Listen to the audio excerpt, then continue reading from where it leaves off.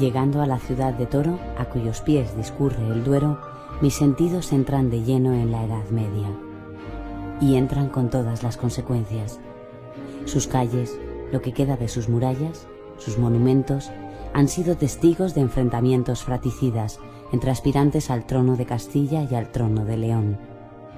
Y es en Toro donde Fernando, tras la muerte de Isabel la Católica, convoca las célebres cortes en las que se leyó el testamento de Isabel, en el que se proclama a Juana reina de Castilla y León.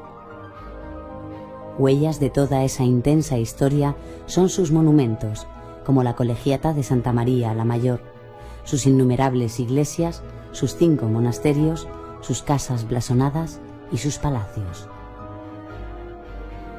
Aquella intensidad propició que los vinos de esta región se comercializaran entre los reinos de Castilla y León. Su calidad quedó plasmada en numerosos documentos y elogiada por escritores como Lope de Vega y Góngora. Cuento aquellas historias porque el vino de Toro ha llegado a nuestros días como una herencia del medievo. Me lo contaron en Covitoro, la cooperativa de la ciudad hacia donde me dirijo ahora. Eran aquellos caldos alcohólicos y rudos, tan bien armados que cuentan muchas crónicas de su poder medicinal y alimenticio. Por entonces se decía aquello de que tomando vino de Toro, más que comer, devoro. Alcanzaban sin dificultad los 16 grados y su rotundo color daba la impresión de que podían ser masticados. Esa personalidad pareció ser su desgracia cuando el mercado puso su atención sobre vinos más ligeros, quedando los de Toro para pasto de granel como una manifestación hasta cierto punto peyorativa de vino antiguo. Sin embargo, ese carácter fuerte se ha convertido en su sello de identidad para el Renacimiento que ahora vive.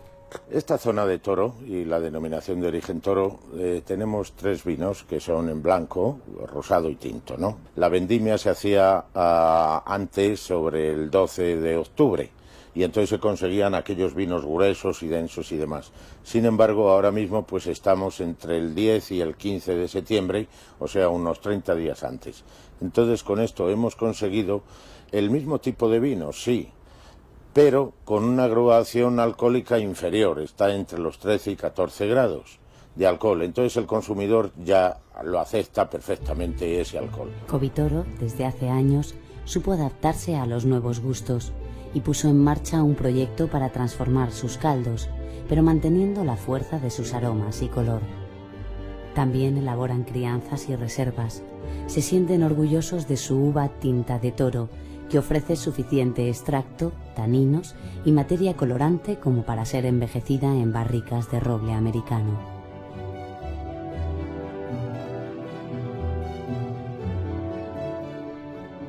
La familia Frutos Villar es un caso peculiar.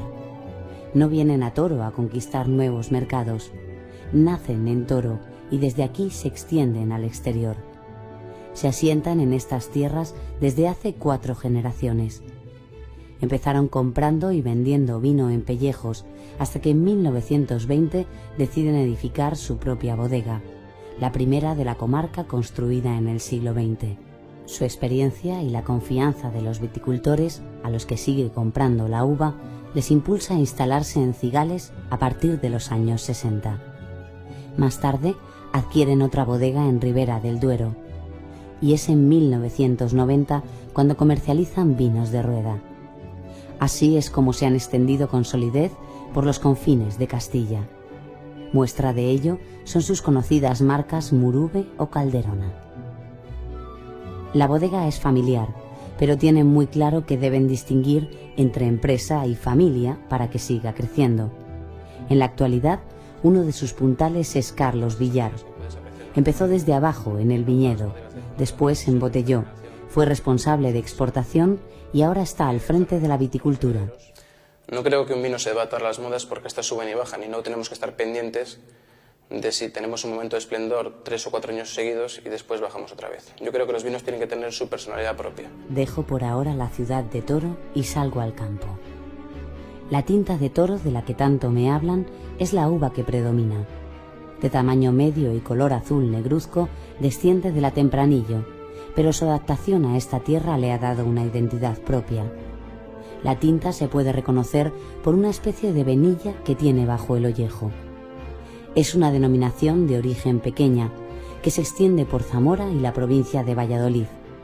Hoy asiste feliz al momento que se vive con la llegada de nuevas bodegas. El instalarse en nuevas empresas, pues que entendemos en la zona que creo que es bueno para la zona, crear riqueza, eliminar paro. Y al mismo tiempo creemos que el instalarse, las empresas que están instalando no son unas empresas cualquiera, son unas empresas con un prestigio a nivel nacional, por lo tanto es beneficio para la zona.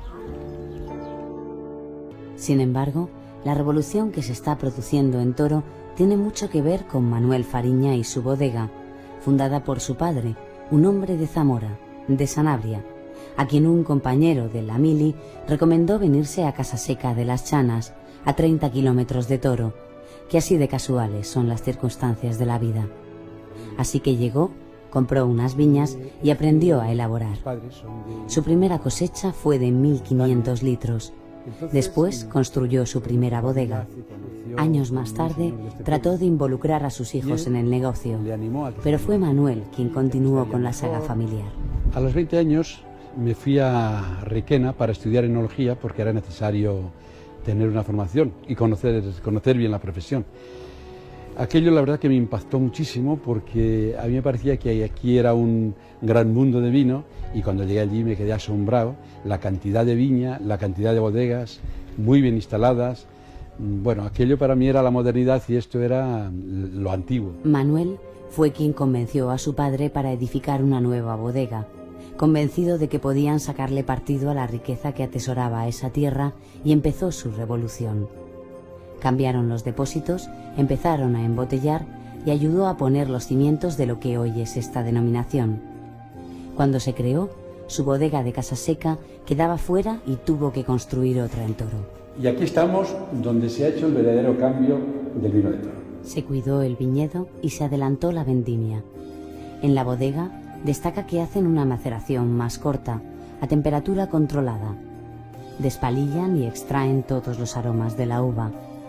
La gama de caldos de Bodegas Fariña va desde su sabroso tinto primero al gran reserva colegiata, que solo se hace en años muy buenos. En la bodega de Casaseca está la nota sentimental. Un blanco semidulce de albillo y moscatel.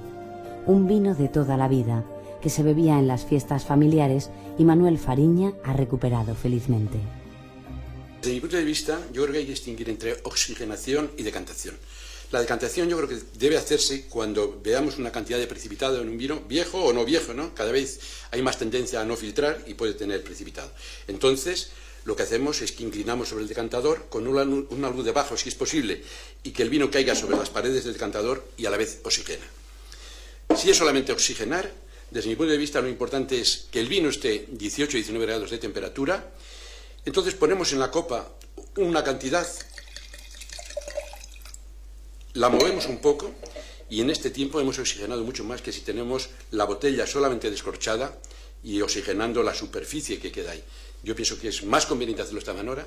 Importante, temperatura y copa, moverla un poco y percibimos todos los aromas que tiene de principio a final